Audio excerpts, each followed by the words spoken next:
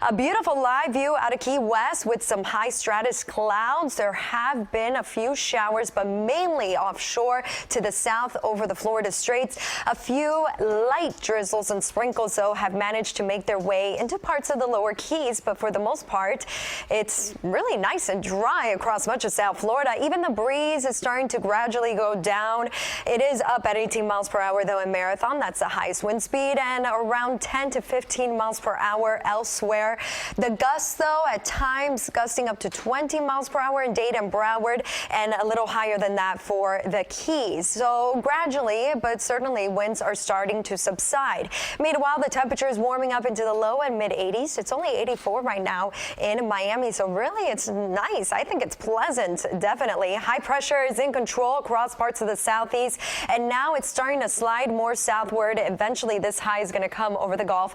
That center of the high getting closer to South Florida is what's going to allow for winds to start to decrease. Meanwhile, a cold front moving through into the northeast already and down into the south. That cold front, by the way, is not coming down here, but what is coming down and has already arrived, in fact, is a lot of dry air in the mid-levels of the atmosphere. This is the water vapor imagery, and so our moisture forecast looks nice and dry with lower humidity.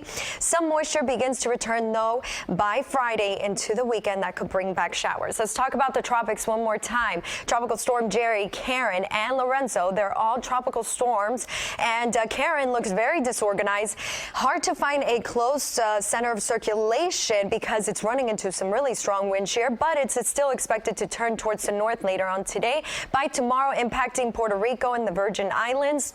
Perhaps as a weak tropical storm, but then there's still the chance where Karen could gain some intensity or maybe better organization. It depends on what it plays out, but Karen will slow down. That's why it could give it a chance to redevelop or strengthen or maintain as a tropical storm. There's a lot of uncertainty at this point, so Friday into the weekend, we'll still be watching Karen because it's going to slow down and maybe make that turn towards the west. Meanwhile, tropical storm Jerry is also weakening a little bit, but still potentially a tropical storm as it impacts Bermuda by tomorrow, the center just to the north of Bermuda.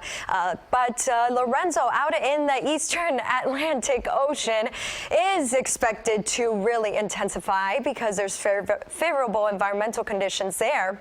And so, Category 1 hurricane is expected for Lorenzo, then a Category 2 throughout the next couple of days. Use caution for boaters out there, but it is nicer, or the waters are becoming nicer for us. Even at the beach, that rip current risk is still high, though, but that will drop as we head into tomorrow through midweek. By the way, it's going to be nice and dry. Temperatures, though, rebounding back into the lower 90s.